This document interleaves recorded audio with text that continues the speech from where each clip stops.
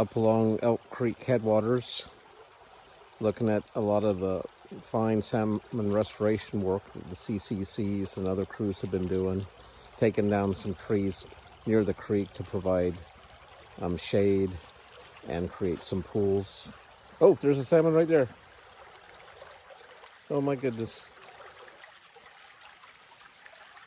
I wasn't expecting them this early. So, apparently they've done a fine job.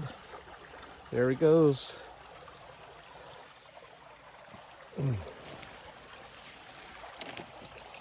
Oh, what a beauty.